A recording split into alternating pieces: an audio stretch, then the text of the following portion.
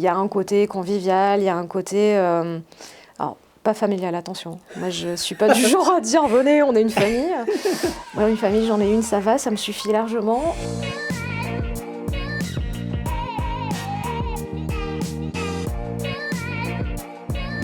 Et action. Non, je rigole, t'as rien à dire pour l'instant.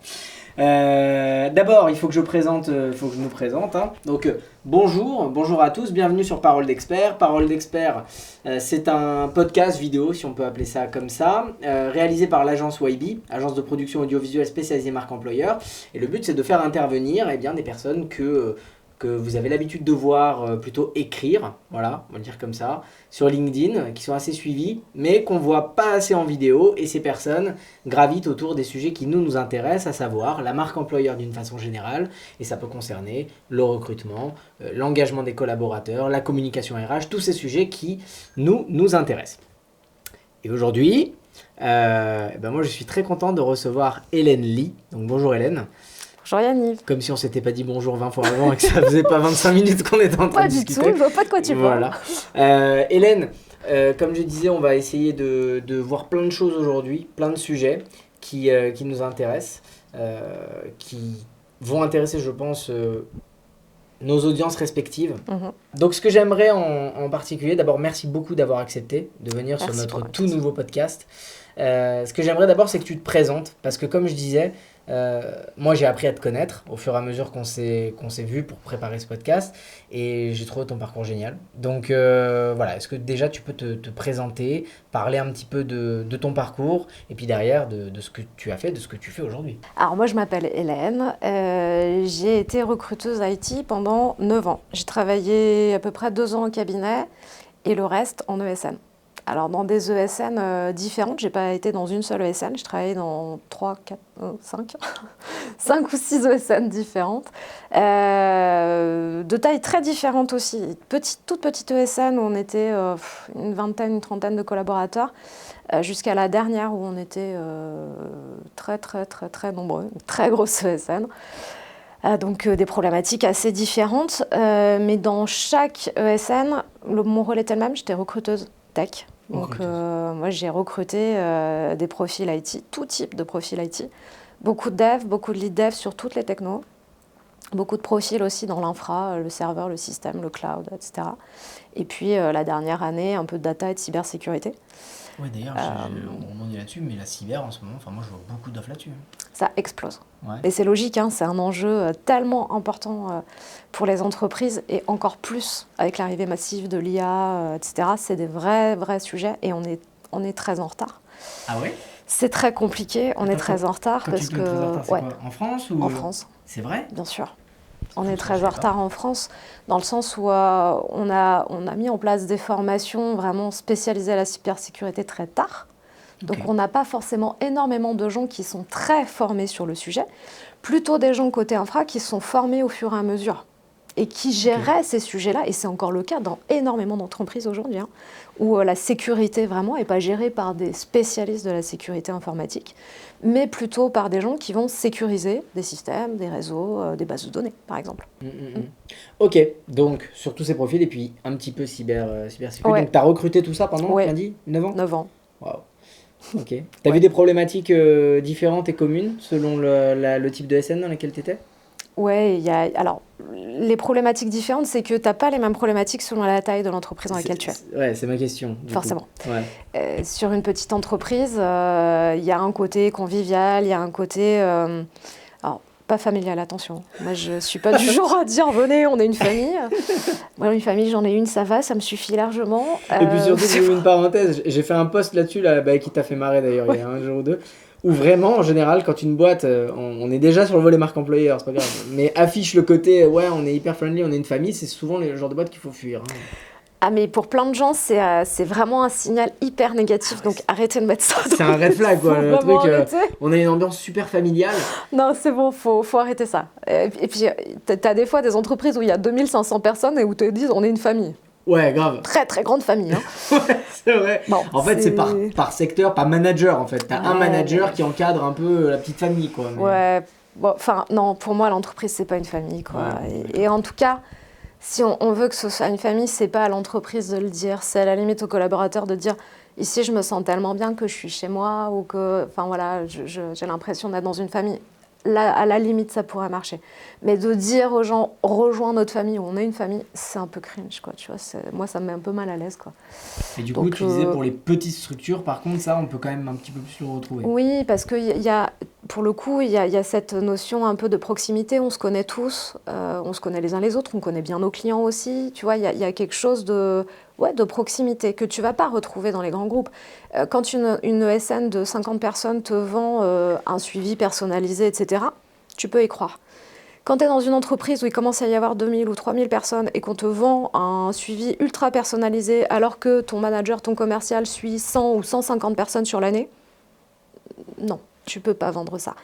Les choses sont très différentes, les problématiques sont très différentes. Quand tu recrutes dans une petite ESN, tu vas miser sur la proximité, sur les valeurs, tu vas miser sur peut-être une évolution un peu différente aussi, parce que tu peux te projeter, tu peux faire peut-être des plans de carrière ou de formation un petit peu plus individualisés. Dans un grand groupe, ce que tu vas plus mettre en avant, c'est peut-être des avantages que tu n'auras pas dans une plus petite structure parce que tu as plus de moyens. Peut-être aussi sur les formations, tu auras plus de moyens parce que souvent il y a des catalogues, etc. Donc c'est des choses un peu différentes. Après, globalement, dans toutes mes expériences ESN, cabinet, peu importe dans la tech, j'ai de toute façon vécu des difficultés parce que chaque année, on me disait c'est pénurique. C'est pénurique, le marché est tendu, c'est hyper dur, les candidats sont des divas, etc. Peu importe là où j'ai travaillé, je l'ai toujours retrouvé. D'accord. C'est pas propre, spécifique vraiment à l'entreprise dans laquelle j'étais. Tout ça a fait que, j'ai aimé ce que j'ai fait. Et d'ailleurs, je fais encore un petit peu de recrutement de temps en temps. Mais au bout de 9 ans, je pense que j'avais fait un peu le tour. La dernière année était compliquée pour moi. Je savais plus trop ce que j'avais envie de faire. J'avais pas envie de manager. Ça, c'était quelque chose de très clair pour moi. Tu aimes ce côté opérationnel du recrutement et tu voulais pas... J'aime être dedans, j'aime faire les choses. J'ai besoin, tu vois, de faire les choses clairement, de faire du sourcing, de faire des choses comme ça. Ouais, La parenthèse, mais c'est ce qu'on disait juste avant qu'on démarre. Moi qui ai été recruteur, vraiment un chapeau. Parce que c'est vraiment quelque chose que j'ai détesté. Mais alors, être dans l'opérationnel du recrutement, faire du sourcing, etc. Tu donneras après tes petits tips, comme ceux que tu m'as donné tout à l'heure, pour rendre le truc un peu plus agréable. Mais ouais, c'est vrai que c'est un quotidien, moi, que personnellement, j'ai eu du mal. Mais toi, du coup, c'est quelque chose que tu aimes. Moi, au contraire, tu vois, c'était quelque chose que j'aimais, faire du sourcing, faire des entretiens, vraiment construire une petite stratégie de recherche, passer du temps à développer mon réseau, etc. C'était quelque chose que j'aimais. Donc, en gros, l'évolution qu'on me proposait, c'était si tu as envie aujourd'hui de continuer à rester entreprise, d'évoluer, de gagner plus, il faut que tu manages une équipe. Ouais. Ok, mais moi, j'ai pas envie de le faire. Donc, qu'est-ce qui se passe et toute cette dernière année, en fait, j'ai commencé à me poser des questions, à me dire, mais finalement, un des gros problèmes qu'il y a dans l'IT, et je l'ai vécu quand j'ai démarré, c'est une difficulté à comprendre l'écosystème tech, à comprendre les métiers, le vocabulaire. C'est un domaine qui évolue quand même, qui n'est pas figé. Donc, moi, je l'ai vécu et j'ai vu autour de moi des recruteurs et des commerciaux en ESN pâtir de ça, se dire « Ok, je comprends rien. Comment je fais pour comprendre le besoin si je ne comprends pas le vocabulaire et comment je fais pour être crédible auprès des candidats si je ne comprends pas ce qu'ils font ?» Et comme je l'ai vécu et que j'ai passé beaucoup de temps à me former, à discuter, à essayer de vraiment comprendre tout ça, je me suis dit il y a un truc là, il y a un besoin, il y a quelque chose probablement que je peux aider des recruteurs à gagner du temps et à gagner cette crédibilité que moi j'ai mis des années à obtenir. Et donc en janvier 2020, donc j'ai quitté l'ESN où j'étais en décembre 2019 et en janvier 2020 j'ai créé mon organisme de formation. Ça paraît tellement logique. Dit comme ça paraît logique. Mais souvent les belles réussites comme ça, enfin les belles réussites dans le business en tant qu'indépendant, on va y venir après sur ton activité, mais elles viennent du fait d'avoir connu un problème et de dire je sais qu'il y a ce problème-là, je l'ai vécu. On va pas dire je sais le régler, mais en tout cas, l'ayant vécu, je peux aider à le régler. Ouais, clairement. Et ça prend du sens. Clairement. Il faut se confronter aussi aux gens. J'avais pas une idée hyper précise, mais je savais que j'avais des pistes, j'avais des solutions pour aider des recruteurs. Je l'avais déjà fait un peu, je participais à pas mal de meet-up où je discutais avec des gens qui m'ont confirmé qu'effectivement c'était un problème et que on peut aussi être un très bon recruteur, très expérimenté. On arrive dans la tech et ce qu'on faisait et qui marchait très bien dans un autre domaine, d'un coup ne fonctionne plus. Ouais, j'ai compris. Donc tu vois, il y avait aussi l'idée de dire, oui, c'est important de construire sa culture, d'avoir un bon vernis tech, mais aussi l'idée de dire, on peut aussi adapter ses pratiques de recruteur au marché de l'IT, parce que c'est un marché spécifique, comme chaque marché. Hein. Je ne suis pas en train de dire, attention, la tech, c'est beaucoup plus dur, ou c'est supérieur, ou je ne sais quoi.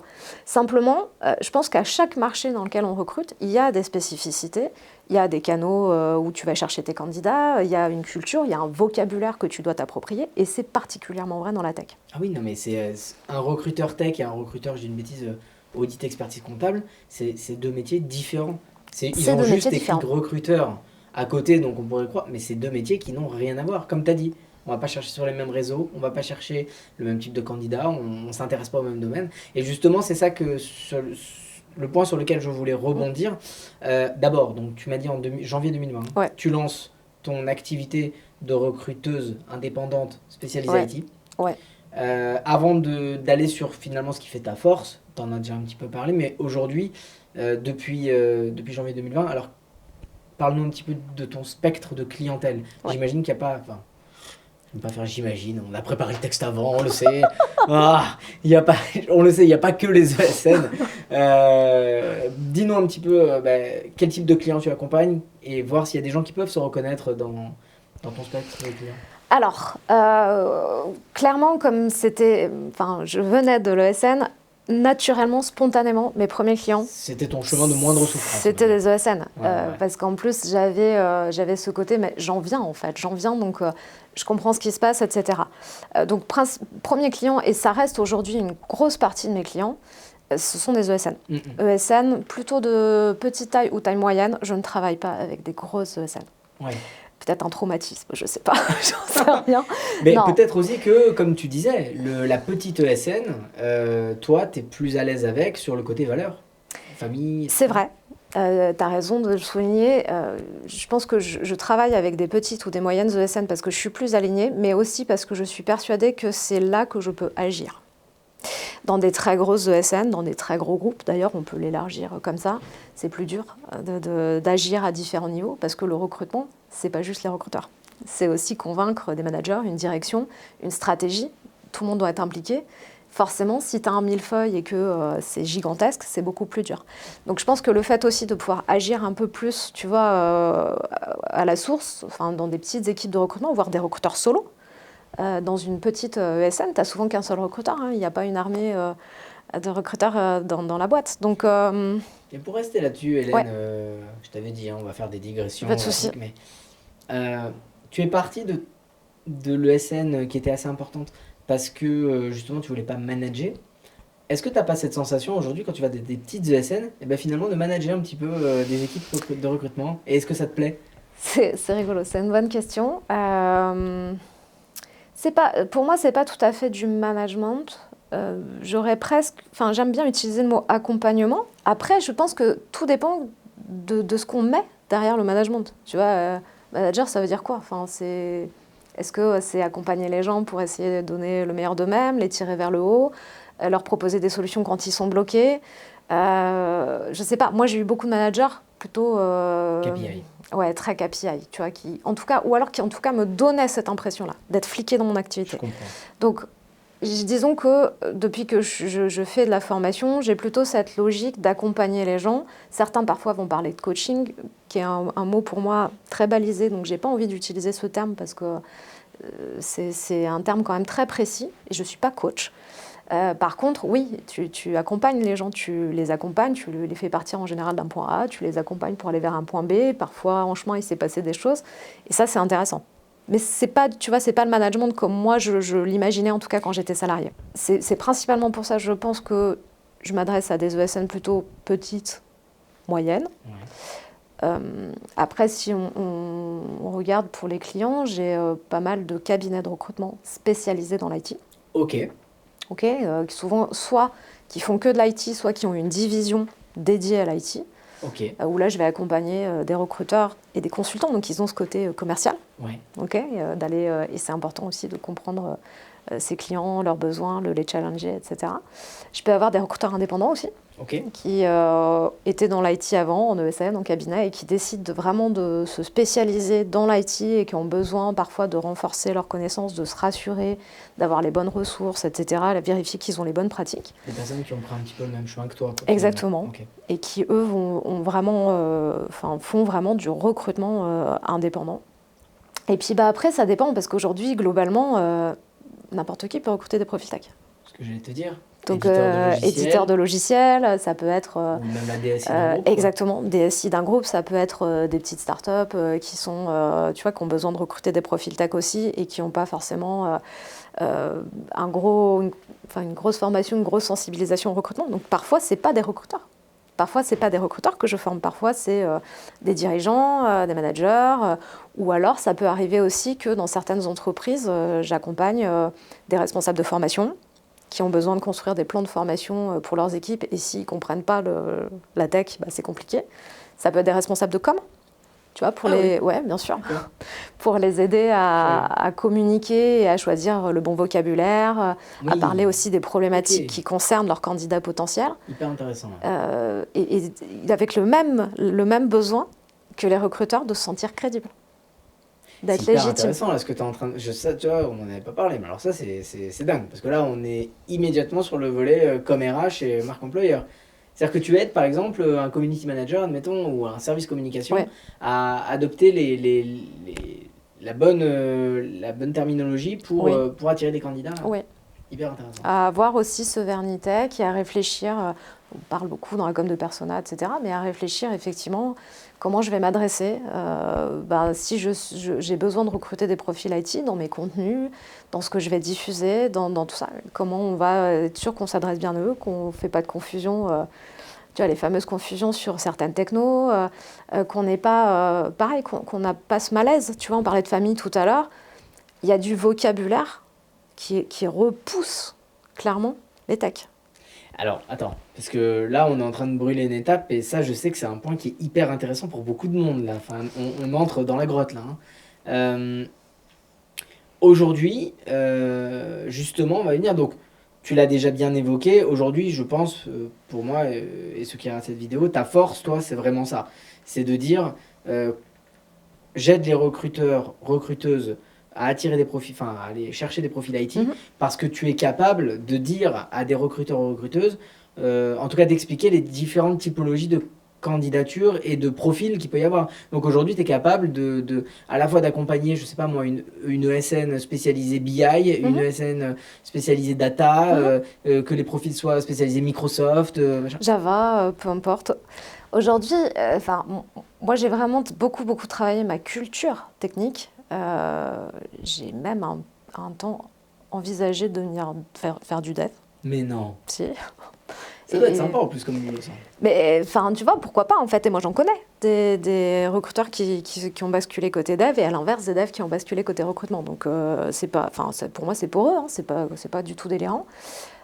Et cette culture technique, aujourd'hui, elle me permet déjà d'être solide sur mes bases. Effectivement, j'ai une très bonne connaissance de l'écosystème sur le dev, peu importe le langage. Je connais bien l'univers des ERP et du CRM. Je connais bien la data et je me suis beaucoup formée, documentée depuis que je suis plus moi-même recruteuse à 100%. Et surtout, j'ai un très bon réseau dans ce domaine. Donc, au-delà d'avoir une très bonne connaissance, j'ai aussi des personnes que j'appelle des personnes ressources, qui font que quand il me manque une brique, il me manque une connaissance, je sais à qui m'adresser pour très vite avoir des notions, des références qui vont être importantes et que moi-même, je vais pouvoir ensuite transmettre derrière aux gens que j'accompagne. Et surtout, au-delà, parce que pour moi, c'est vraiment important qu'on ait ces deux volets. Un recruteur IT, pour moi, c'est quelqu'un qui a une connaissance solide de l'écosystème IT et des métiers sur lesquels il recrute et qui comprend le vocabulaire, les outils, etc. Et comme je disais tout à l'heure, c'est quelqu'un aussi qui va savoir adapter ses pratiques. Et comme j'ai travaillé dans des environnements différents, sur des profils différents, et d'ailleurs, très souvent, les recruteurs que j'accompagne vont me le dire, et vont dire, j'ai l'impression que tu es dans ma tête.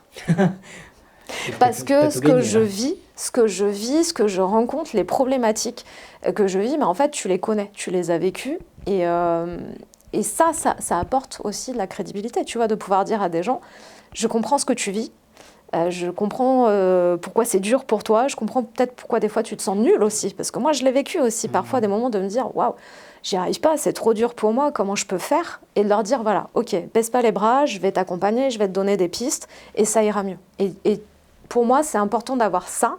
Si tu as cette très bonne connaissance de l'écosystème et que tu sais t'adapter dans tes pratiques, évoluer avec tes pratiques, alors tu deviens autonome et alors tu deviens crédible auprès de tes clients, de tes managers et de tes candidats. Et tes candidats, ouais, bien sûr. Forcément. Justement, on va en parler un petit peu de ces candidats parce que là, on a beaucoup évoqué la crédibilité du recruteur, comme tu viens de dire, sur le fait de connaître ses candidats, mais on a parlé vraiment purement de l'aspect profil. Ouais. Profil, alors j'ai une bêtise, mais ça peut être éducation et expérience, ouais. c'est-à-dire, enfin, je veux dire, formation et expérience, qui va être la première vitrine des candidats qu'on va aller chercher. Mais est-ce qu'il n'y a pas aussi des problématiques que les candidats rencontrent d'une façon générale sur ce domaine, sur lesquels toi tu éduques un petit peu tes clients? Je dis une bêtise, un candidat qui est en ESN, il peut ressentir par exemple ce que tu disais tout à l'heure, parce qu'il est dans une grosse structure, peut-être un manque peut-être, je sais pas, d'autonomie ou un manque de convivialité ou ce genre de choses. Est-ce qu'aujourd'hui on est capable de dresser une liste de problématiques communes que rencontrent les candidats, et est-ce que tu arrives à former tes clients sur comment pallier ces problématiques? C'est intéressant parce que tu vois, il y a souvent la question de mais en fait les devs ils veulent quoi, et souvent d'ailleurs on réduit un peu trop l'IT aux devs alors que l'IT c'est beaucoup plus large que ça. Mais je ne suis pas certaine qu'il y ait des problématiques où on puisse se dire tous les candidats vivent ça. Ouais. Même si il y a quand même des petites choses dans la tech qui vont être, notamment souvent, ce qui ressort beaucoup, c'est un manque de projection. Ils ont du mal à voir comment leur employeur va les accompagner pour évoluer. Et surtout en ESN, où vraiment ils vont avoir l'impression de on m'a pris, on m'a mis sur une mission et puis on m'abandonne un petit peu jusqu'à la prochaine, tu vois. Le consultant D'accord. Beaucoup. Okay. Ça, c'est très, très, très, très présent en ESN, ce sentiment qu'on ne va pas t'accompagner et qu'on est là plutôt pour on te place, on fait une marge et puis on verra à la fin de la mission ce qui va se passer. Et donc, très difficile de se projeter dans ces conditions-là, alors que les perspectives d'évolution et de formation sont un sujet très important pour les techs. Après, il y a quand même la notion, et ça va un peu avec, d'employabilité, la peur de rester coincé sur un outil, sur une stack, de se dire, ok, mais moi je suis un tech, et on parlait du dev il y a quelques minutes, l'essence du dev pour beaucoup de gens, c'est pas forcément de s'enfermer dans une techno, mais de rester très ouvert à tout ce qui se passe sur le marché. Et ça aussi, c'est une question que beaucoup de candidats se posent dans la tech. Est-ce que je vais rester employable? Est-ce que si je suis sur ce projet ou cette mission, ça peut être en ESN, mais ça peut être parfois dans un groupe où tu travailles sur un projet, tes monoprojets pendant 3 ans, 4 ans, 5 ans. Et qu'est-ce qui se passe après? Est-ce que ton employeur prend ça en compte? Est-ce qu'il va t'accompagner pour continuer à être à jour, à faire ta veille? Pourquoi pas? Ça, c'est un vrai sujet aussi, tu vois. Est-ce que les candidats se posent beaucoup la question, est-ce que je vais devoir faire ma veille sur mon temps perso? Est-ce que mon employeur le prévoit? Est-ce que c'est organisé, cadré? Est-ce qu'il va m'aider? Est-ce qu'il va, par exemple, je ne sais pas, me proposer de participer à des événements dans la tech, tu vois, à des meet-up, à des salons, à des choses qui vont me permettre de me tenir au courant ou de grandir? Il y a ça. Après, moi, je prendrais le truc dans l'autre sens. Je vais plus, tu vois, dire à mes clients, aujourd'hui, quels sont les gens que vous avez envie d'attirer et pourquoi ils viendraient chez vous? Okay. Et si tu fais ça, en fait, tu vas savoir quels sont les gens que tu dois aller chercher. Je te donne un exemple. Si tu es une grosse ESN et que tu veux aller chercher des devs qui ont 4-5 ans d'expérience et que tu vas faire ton sourcing que dans des grosses ESN, tes concurrents, exact, en miroir. Honnêtement, je ne sais pas très bien comment tu vas faire. En gros, tu vas dire à quelqu'un, on est le concurrent de ta boîte, tu vas faire exactement la même chose que chez là où tu es. Notre organisation, c'est la même, nos avantages, c'est pareil, et en plus, on a même les mêmes clients. Eh ben, super. Je ne sais pas, tu vois, comment tu vas convaincre. Donc, plus partir de qui on est aujourd'hui, qu'est-ce qu'on propose, et comment ça va répondre aux besoins ou aux problèmes du candidat qui est en face. Et si tu trouves ça, bah en fait, tu vas pas essayer de régler tous les problèmes de la Terre. Tu vas aller essayer de chercher les candidats dont tu peux résoudre les problématiques. Ok, bah écoute, là, en vrai, on a quand même grillé plein d'étapes, mais non, mais c'est hyper intéressant ce que tu racontes. Et là, je vais me permettre un petit peu d'amorcer sur mon sujet de prédilection. Nous, on a créé, et je sais que tu as vu la web-série et que, voilà, sans trahir de secret, je crois qu'elle t'avait un peu plu, en tout cas. On a créé une web-série pour un client ESN qui s'appelle Delaware, à Lyon. Et c'est vrai que, on va en parler, tu vois, parce que là, toi, ce que tu viens de dire, c'est qu'il faut partir de l'inverse. C'est-à-dire qui on est, qu'est-ce qu'on a de sympa à proposer, et là, on va aller chercher des candidats qui peuvent être intéressés par. C'est en fait le b.a.-ba, comment dire, l'essence même de la définition d'une marque employeur. De dire qui on est, et à partir de là, on attire. C'est pas en gros on attire ce qu'on pourra, tu vois, c'est on attire ce qui va matcher le plus avec nous. Parce que comme tu as dit, et aussi ce que tu dis, c'est-à-dire où est-ce qu'on va aller chercher nos candidats. Parce que être dans notre web série, on a appelé le gros truc ESN 2000, tu vois, enfin, on a trouvé ça drôle d'appeler ça ESN 2000, mais l'idée c'était, on s'est posé, on a dit bon, nous on veut attirer des consultants SAP ou Microsoft seniors, donc des gens qui ont entre 5 et 10 ans d'expérience. Chez Delaware, c'est 8 ans, qui vont arriver, qui vont être totalement autonomes. Est-ce que ces candidats-là, comment est-ce qu'on les attire ? Eh ben déjà, en leur proposant de l'autonomie. Ok, qui a besoin d'autonomie ? Des personnes qui sont dans une grosse structure et qui n'ont pas d'autonomie. Et à partir de là, on a écrit la web-série, et elle a bien marché, cette web-série. Et donc, on a pris le pas de ce que tu viens de dire, on va d'abord se concentrer sur ce que nous, on propose. Donc, en l'occurrence, Delaware, structure qui n'est pas une petite ESN, parce qu'ils sont 1600 personnes, c'est quand même, c'est plus l'ESN de 50-100 personnes, mais qui n'est pas non plus, je vais pas citer des noms, mais... C'est pas non plus un mastodonte du marché. Exactement. Donc en fait, ils sont entre les deux, ils sont capables de proposer de l'autonomie, et en même temps, ils sont capables de proposer des process bien mis en place, etc. Et c'est ça qu'on a essayé de mettre en scène, et ça a plutôt bien marché. Donc, j'aimerais maintenant qu'on rentre un petit peu là-dedans. Est-ce que, d'abord, on en a un petit peu parlé là, mais est-ce que pour toi, il y a un persona, il y a des personas que tu arrives toi à cibler dans la tech, que tu as déjà en fait en tête, tu vois ? C'est une question, c'est pas facile parce que c'est vraiment, enfin tu vois, ça pour le coup c'est un sujet que j'aborde quasiment à toute formation, avec vraiment l'idée de dire ton persona, enfin tu vas le creuser, tu vas le construire, tu vas le chercher en découvrant vraiment qui tu es. Exactement, c'est un peu l'idée. Vraiment l'idée de dire ok, nous on est comme ci, on est comme ça. Après, c'est difficile de dire il y a des personas vraiment qui vont correspondre aux autres parce que, encore une fois, pour moi, tous les gens sont différents, les textes sont tous différents. Après, il y a des choses qui vont un petit peu se recouper. Dans la tech, par exemple, une attente qui est très forte, c'est le télétravail. Et c'est une culture, ça c'est culturel pour moi, tu vois. Ça fait partie intégrante de la culture de l'entreprise. Et on le voit aujourd'hui avec plein d'entreprises qui reculent sur ce sujet-là et où on se rend compte qu'en fait, finalement, ce n'était pas si ancré et qu'ils vont perdre leurs candidats. Si moi, je suis une entreprise où le télétravail, c'est vraiment quelque chose d'ancré chez moi, qu'on a vraiment construit nos process autour de ça, etc., et je vais aller chercher des gens qui ont besoin de ça. Et donc, c'est tous ces petits signaux, toutes ces informations. Construire un persona, ça prend du temps, en réalité. Et tu peux en avoir d'ailleurs plusieurs. C'est pour ça que je disais, est-ce que tu as des personnages ? Tu peux en avoir plusieurs par rapport à ce que tu cherches. Et d'ailleurs, tu vois, c'est un sujet très intéressant aussi parce que parfois, j'ai un peu peur que certaines entreprises se disent on a un persona et du coup oublient parfois d'inclure d'autres personnes, ce qui fait que ça peut poser des problèmes de diversité, d'inclusion, les femmes notamment dans la tech, où tu vois, on va se dire, mon persona c'est un dev, plutôt un peu geek, tu vois, masculin, urbain, etc. Ouais, ok. Mais peut-être que tu as un autre persona qui peut être une femme en reconversion, par exemple, qui cherche justement à montrer que la tech, c'est aussi un métier de femme, et que du coup, si je veux attirer des femmes, est-ce que j'ai en interne des mesures qui sont adaptées pour que les femmes se sentent bien. Enfin, tu vois, c'est construire le persona. Enfin, trop de gens, en fait, souvent vont se dire, finalement, on est comme ça, on regarde qui on a en interne, et qui on a en interne, c'est notre persona. Et ça, pour moi, c'est un peu dangereux. Ah ouais. C'est un petit peu dangereux Ok. parce que le risque, c'est d'être un peu dans du clonage Ouais.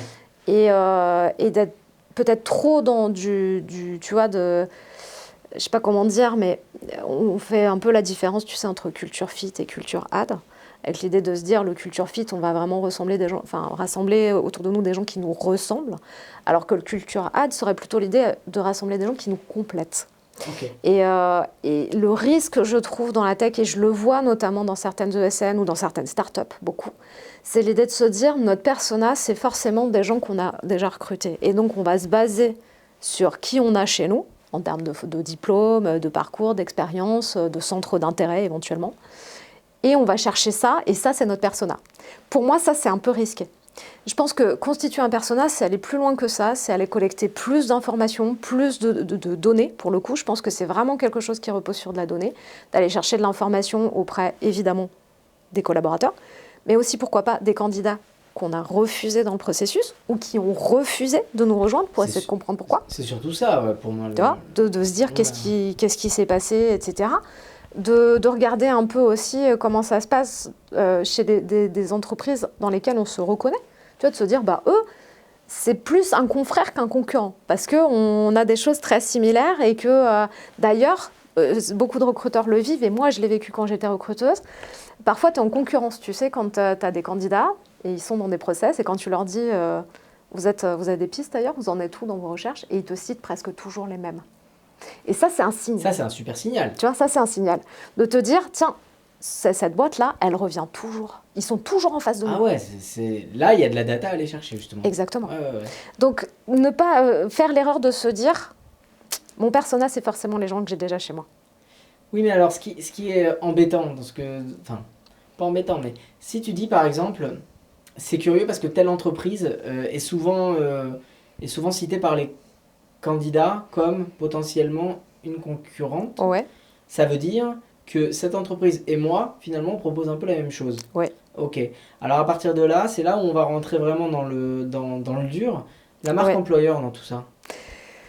Qu'est-ce qui va faire la différence? Tu vois, c'est drôle parce que moi, je me suis beaucoup posé la question, parce que ça m'est vraiment... Et je te parle de ça parce qu'il y a une année où systématiquement, les candidats qui étaient en process dans mon entreprise... La grosse? Ouais. Ils étaient en... Ouais. Systématiquement. Donc à un moment, je suis allée fouiller, je me suis dit, mais qu'est-ce qui se passe? Et ils allaient signer chez l'autre, très souvent. Qui était une structure similaire? Très similaire. Très similaire. Ouais. Donc c'était grande ESN, mêmes avantages, même structure. D'accord, ok. Là, tu te dis, qu'est-ce qui se passe? Ouais, mais là, du coup, pardon Hélène, mais là, effectivement, on est sur... ce qui est curieux, c'est que on fait une méga digression, mais tout à l'heure, tu disais... On n'attire pas des candidats en disant, bah voilà, on est tout comme, tout pile celui d'en face, etc. Donc viens chez nous ou va en face, c'est la même chose pour toi. Et finalement, tu te retrouves face à des candidats qui jouent ce jeu-là, qui disent, bah je suis avec lui. Bah, pourquoi le candidat justement, pourquoi le candidat ne dit pas, bah je suis chez vous et en parallèle, je suis en process dans une autre scène dont la marque employeur est totalement différente et... Parce que les candidats, déjà, c'est pas leur rôle forcément de dire ça, mais ça peut être ton rôle à toi de les interroger, de comprendre ce qui s'est passé. Et moi, c'est ce que j'ai fait. Ouais. Et en fait, tu sais ce qui s'est passé, c'est que quand on parle des grosses ESN, et c'est pour ça que je te disais tout à l'heure que c'est compliqué de mettre toutes les entreprises dans le même sac et que parfois même analyser ses concurrents, ou en tout cas des gens qui ont l'air tes concurrents, c'est un bon réflexe, bien sûr, mais il faut aller beaucoup plus loin que ça. En fait, ce qui s'est passé, c'est que quand on parle de marque employeur, il y a la marque employeur groupe, mais il ne faut pas oublier que dans les ESN ou dans des grands groupes, qui peuvent être un peu partout en France, il y a des filiales. Oui. Et que mes candidats, ils partaient chez un concurrent, effectivement, parce que l'agence de Lyon avait une excellente réputation, que les locaux étaient dingues, alors que nos locaux étaient hyper vieillissants.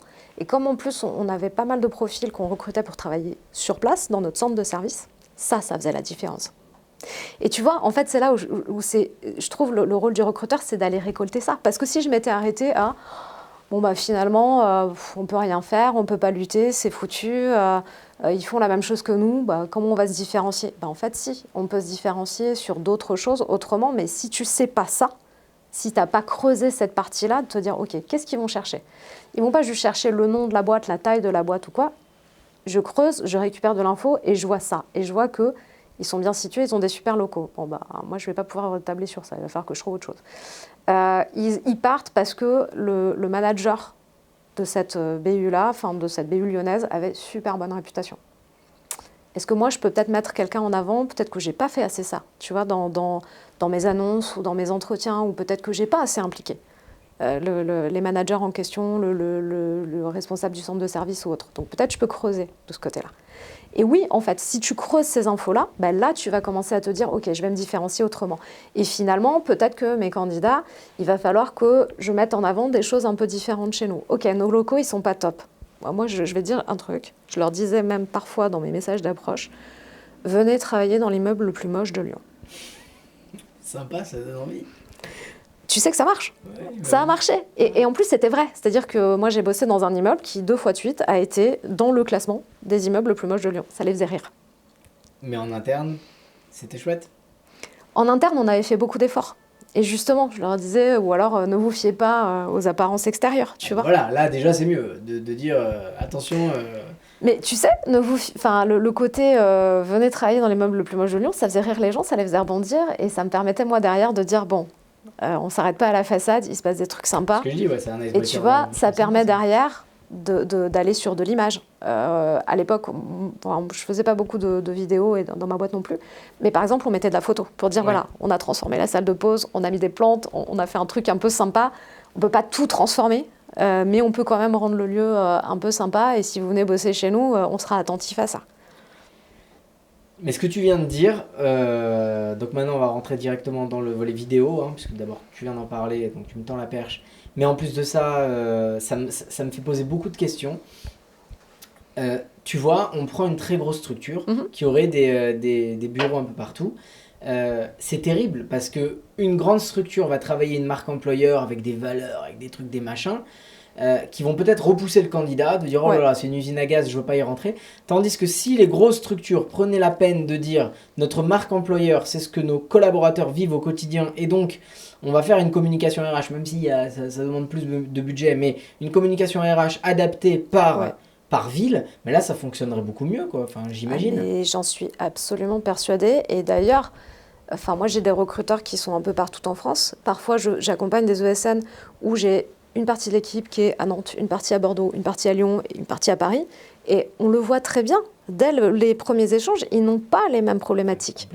Parce que tes problématiques de recrutement, elles sont très liées aussi à ta géographie, à ton bassin local, à la dynamique de la région. Donc, je comprends que ce soit difficile de se dire « Ah bah ouais, mais attends, si je dois commencer à faire ci ou ça et à adapter à chaque agence, j'en ai 10 en France, je fais comment ?» Bah oui, mais en fait, c'est aussi ça. Tu vois, parler à tes candidats, t'adapter, te dire je vais pas forcément mettre les mêmes choses en avant sur mon agence de Strasbourg et mon agence de Bayonne. Tu vois, j'en sais rien. Et je le vois bien, encore une fois, moi aussi, j'ai travaillé dans un groupe où à Lyon, on avait des spécificités. Si tu vas à Toulouse, il y a des spécificités. C'est important, je pense, de tenir compte de ça. Et ça peut ressortir en vidéo. Et j'en ai vu quelques-uns, tu vois, des gens qui vont montrer aussi parfois déjà leurs locaux, pour montrer un peu où ils sont, si c'est accessible facilement, avec les transports, etc. C'est des choses bêtes, mais c'est des choses qui parlent aux gens. Nous, c'est des choses qu'on fait absolument systématiquement, de le faire. Tu vois, par exemple, typiquement, nous, on travaille depuis plus de 3 ans maintenant avec un client, s'il nous regarde, coucou, Décivision. Bonjour le client. Bonjour Décivision, qui est une ESN spécialisée BI. Ils ont des bureaux un peu partout en France. Alors, il y a une vraie ambiance au siège. L'ambiance est dingue au siège. Vraiment, le DG, il a impulsé cette ambiance-là. Mais ce qui est curieux, c'est que même s'il y a des spécificités locales, par exemple l'agence de Nantes, ils ne mangent pas la même chose que l'agence de Paris, qui n'arrive pas à la même heure que l'agence de Lyon, etc. Mais à la fin, tu retrouves quand même une bête d'ambiance dans chaque bureau. Donc, tu peux avoir des spécificités par bureau et en même temps avoir un socle commun sur l'ambiance, sur les valeurs, sur tout ça. Donc, et je trouve que eux, pour le coup, c'est vraiment le meilleur exemple d'une marque employeur réussie. Et nous, on travaille avec eux en vidéo et si tu as l'occasion de regarder, tu verras que chaque bureau, quasiment, tu retrouves un peu la même atmosphère dans chaque bureau, alors que limite, il y a une petite compétition entre les bureaux de non, c'est nous les meilleurs, machin. Je rebondis juste sur ce que tu as dit, c'est que, pour moi, même si tu as plusieurs agences en France, et c'est le cas encore une fois de plusieurs de mes clients, logiquement, si c'est cohérent, si ta stratégie et ta marque employeur est cohérente, logiquement, il y a quand même un ADN commun. C'est-à-dire que tu ne vas pas non plus avoir une marque employeur par agence ou par bureau. Tu vois, c'est pas ce que je suis en train de dire. Ce que je dis, c'est que logiquement, dans un groupe, on a des valeurs fondamentales, des piliers qui sont là et qui ont permis justement à ces agences de se construire aussi et d'essaimer en région. Et qu'ensuite, il va y avoir les petites spécificités et que c'est sur ça que les recruteurs sur site, ou les managers d'ailleurs, doivent travailler. Qu'est-ce qui fait notre petite différence et ça peut être d'ailleurs ce petit truc, moi je le vois beaucoup aussi chez mes clients qui vont dire « Ouais, mais nous on est meilleurs que machin parce que nous on a ci ou on a ça ». Et je trouve ça rigolo. Mais bien sûr qu'il doit y avoir cette cohérence et qu'on doit avoir ce fil rouge et ces valeurs qu'on doit retrouver dans toutes les agences parce que sinon, la cohérence, tu l'as pas. Et donc ça, finalement, c'est sur les épaules du recruteur. Beaucoup. Eh ben oui, c'est lui qui va filtrer à l'entrée, ou la recruteuse évidemment. J'ai pas trop l'habitude moi, mais c'est vrai, tu as raison. La recruteuse ou le recruteur qui va avoir sur ses épaules je fais entrer quelqu'un, il faut que à la fin ça se marie bien avec nos valeurs. Ouais. Ok, méga intéressant. Et pour conclure et maintenant aller vraiment sur le volet technique, enfin pas technique mais vidéo, etc. Toi, puisqu'on en a parlé, de mettre en avant certaines choses dans les bureaux, les spécificités, etc. Est-ce que c'est quelque chose que toi tu recommandes à tes clients, la vidéo, plus que d'autres formats? Pourquoi? Est-ce qu'ils le font? Alors, plusieurs choses. Déjà, ça les fait rire parce que souvent je leur parle de vidéo alors que moi-même j'aime pas ça. Ouais, je précise que c'est son premier podcast vidéo. Je pense que je changerai d'avis après cette expérience. C'est vrai? Ouais, vraiment, je passe un très bon moment. Ah, donc, ça fait plaisir. Donc voilà. Super. Mais clairement, il y a plusieurs choses quand on échange sur ça. Je pense que, tu vois, pour les techs, il y a quelque chose auquel les gens ne pensent pas beaucoup. Mais quand tu recrutes des techs pour toi, en interne, qui vont travailler dans tes locaux, montrer aux gens où ils vont travailler et notamment quel va être leur setup. Ah ouais. Pour des techs, c'est hyper important. Pas mal. De pouvoir se projeter, ok, mais donc les devs, là, ce que je vois, si moi je vous rejoins, je vais travailler avec ce matériel-là. Ça aide à se projeter. Alors, il faut le faire si c'est bien. Ouais, j'imagine. Si ton matériel, tu vois, t'as un vieux... Enfin voilà, il n'y a pas de... Alors, un double écran dans la tech, c'est quand même une norme, mais il n'y en a pas toujours. Que tu as un vieux PC portable que tu as récupéré je sais pas où et que tu le donnes à ton dev, et ça existe, je l'ai vu, je l'ai vécu. Ça, tu vas peut-être pas le filmer. Ouais. Tu vois ce que je veux dire? Mais non, si tu le filmes pas, t'en parles pas dans ce cas-là. Il y a des choses qu'il vaut peut-être mieux pas trop mettre en avant. Ça veut pas dire le cacher. Ça veut dire, c'est des choses que tu vas pas valoriser, parce que pour moi, la vidéo, l'intérêt de la vidéo, c'est que comme c'est très visuel, c'est marquant. Tu vois des choses, tu vois des images, tu les associes dans ta tête à des choses, à tes propres besoins, envies, idées, croyances, ce que tu veux. Donc ça ne veut pas dire le cacher. Moi, je l'ai déjà dit à des techs, point de vue matériel, on n'est pas au top. Et d'ailleurs, pour moi, j'insiste sur ça, la marque employeur, c'est pas juste dire tout ce qui va bien ou vendre du rêve ou faire croire que ça va, c'est dire la réalité. Même si la réalité, elle n'est pas ouf, quoi. Parce que toutes les boîtes ne sont pas incroyables, on n'est pas tous Google, ce que tu veux, et encore, Google ne fait pas rêver tout le monde. Mais il y a vraiment cette idée de se dire, c'est pas... Enfin, j'ai pas besoin de montrer que des belles choses. Par contre, en vidéo, je pense que ce qui est important, c'est de montrer l'essence, tu vois. On disait l'ADN, c'est d'essayer de faire ressortir ça. Et ça, c'est dur. Et c'est aussi ton job d'aller creuser pour voir quel est l'ADN qu'on va faire ressortir. Et de pas forcer les gens, tu vois, à faire des trucs... Welcome to the Jungle a souvent été critiqué sur ce sujet, mais sur le fait que souvent, on voit toujours les mêmes personnes, habillées tous pareil, les bras en l'air, on est content, c'est super. Moi, je pense que c'est important de montrer les gens en situation de travail, de montrer ce qu'ils font, des scènes bêtes, de montrer les gens quand ils sont au bureau, quand ils échangent entre eux, de montrer quand ils sont en train de manger, quand ils sont en train de boire un café, de montrer comment ça se passe dans les bureaux pour que les gens vraiment puissent se projeter et se dire « Ok, c'est ça la réalité ». Bah, tu vois, quand nous, on se présente en tant que... quand je me présente en tant que vidéaste marque employeur, au départ, il y a un truc de... Vous êtes vidéaste, quoi. Vous allez faire des vidéos, machin. Parce qu'il y a ce réflexe Welcome to the Jungle. Ouais. Et quand ils commencent à regarder ce que je produis, en fait, ils comprennent ce que ça veut dire. Être vidéaste marque employeur, ça veut dire faire des vidéos qui vont plaire à une certaine cible, à savoir des candidats. Ouais. Et le candidat, c'est comme un client qui cherche un resto, une bêtise. Il va pas juste regarder le site internet et les photos, il va regarder les avis Google. En fait, il va aller chercher tous les éléments qui vont lui permettre de se projeter, de se faire un avis. Voilà. Et quand tu fais une vidéo marque employeur, typiquement, c'est ce qu'on a fait, c'est ce qu'on fait beaucoup pour Décivision, mais pas que. Nous, on fait toujours une journée d'immersion obligatoire. Et on va déjà un petit peu repérer le profil qui a pas trop envie d'être mis en avant, le profil qui est un peu clown, le profil qui...